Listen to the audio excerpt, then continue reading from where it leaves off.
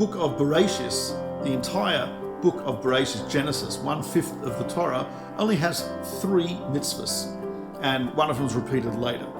So what's the purpose of the book? Naftali Tzvi Yehuda Berlin in the Hemek Davar says an amazing idea. He says the purpose of the book is to make you into a good human being before we get the mitzvahs. Because really, the mitzvahs were given to people who are already you have to be a decent human being to understand and to perfect yourself in the mitzvahs, which are much more subtle and much more advanced. Where do we get basic human decency from? He says that's the purpose of the book of Bereishit. And you see this all the way through it. In this week's parsha, Vayeira elav Hashem, God appears to Abraham. It doesn't say what he says, doesn't say if he said anything. And commentaries say, yeah, he appeared to him to visit the sick. Abraham had just had circumcision 3 days earlier, and God comes to visit him because and we learn from this, visit the sick.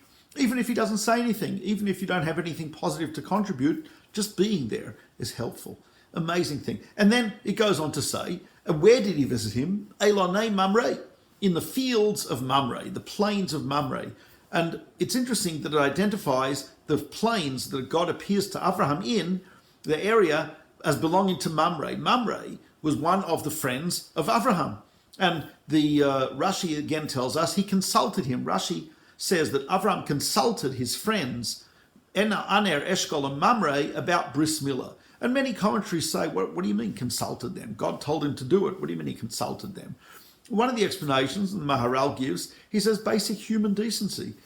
We already are told that Aner, Eshkol, and Mamre were Baalei Bris Abraham. That means they had a covenant, a close and intimate relationship with Abraham. They were his closest friends. How do you do something like separate yourself from humanity by bris milah, circumcision, separate yourself from friends by making a covenant with God without speaking to them?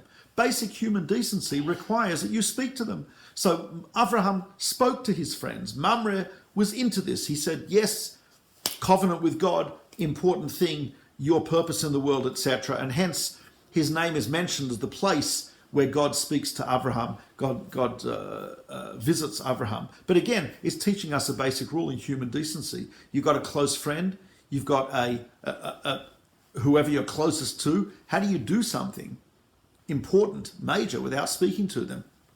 So again and again, and then the sentence goes on, and he was sitting at the entrance of his tent in the heat of the day. What's he doing sitting in the entrance of his tent in the heat of the day if he's recovering from circumcision? He's not well, he's an old man. Rashi says he's waiting for guests. He's not just passively waiting for guests, he's outside the house so he can track them, he can see where they're coming, etc., etc. And it's a hot day, not easy to sit outside. So one sentence at the beginning of the parsha tells us A, about visiting the sick, about kindness. It tells us B, about communication with friends, about common decency towards someone who you're close with. It tells us about hospitality and Abraham's desire to actually do acts of hospitality. Incredible thing. That is about much of what the book of Bereishit, Genesis, is about. How to be a decent human being. And then we have the rest of the Torah, which tells us how to be a good Jew, which is really hopefully to go beyond just being a decent human being, but actually to do more than that. But you have to be a decent human beforehand, and that's why the Netziv says that this book is called Sefer HaYashar, the book of the upright, the decent, the good. Have a great Shabbos. Mordechai Becher with the Gateways Parsha vlog.